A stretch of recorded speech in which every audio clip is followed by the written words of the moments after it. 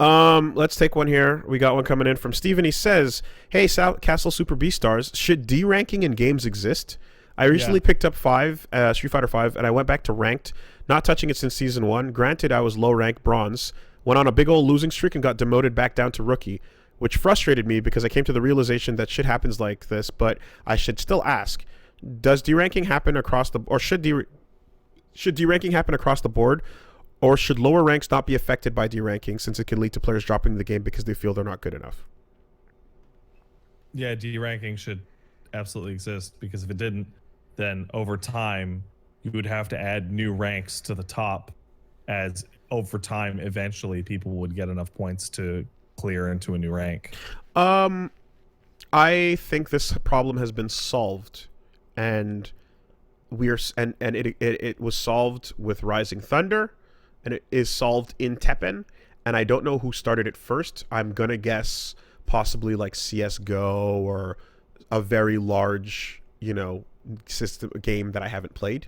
But the ranking system where you start at the beginning, you start at the bottom, and you make it up a couple of tiers of ranking that you can be demoted from until you hit a threshold, and then you go to the next point where you cannot be deranked. So you make it all the way from F up to E, but there's F 5 4 3 2 1. You can be deranked between those numbers. When you get a letter upgrade, you're stuck in that grade. You will never go below the letter, right? See, that's all right as long as per season everybody gets deranked to 0 again. Right. But here's the thing: it's not. But so you make it all the way through the letters, all the way up to A, right? And then you get to A1 from A5, and then once you hit A1, you go to champion.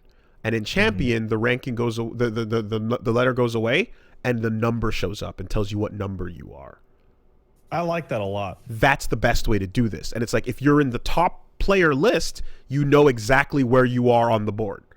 If you're at the bottom, my favorite thing about SF5 now that I think of it is that they would just give you a fucking fat number on the screen that just said you're 187,000th player. Yeah, I kind of find that, like, I get that, but that information is kind of pointless to people at a certain point.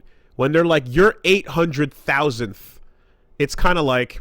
It would probably be more useful if it was like you're 1 to 10,000 in silver or B or, whatever. No, it's you got to have that information displayed, but I think they put bronze on the matchup title screen when you're getting into the fight, and then they put the number in game. And I think it should be the other way around, right?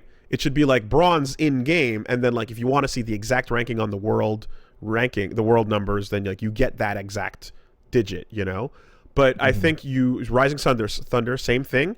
You start at like bronze, you make your way up to diamond or platinum or whatever, right?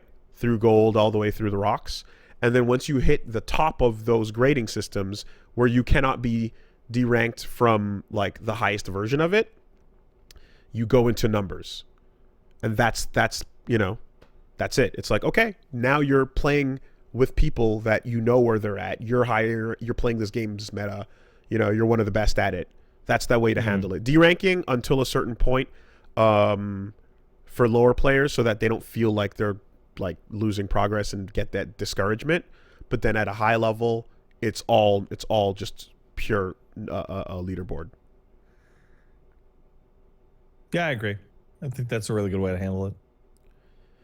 I can't think of any immediate improvement that I would add other than I do like how Dead by Daylight and some other games do it, where it's like beginning of the season, everybody deranks a certain amount to like mitigate it or to reset the shit.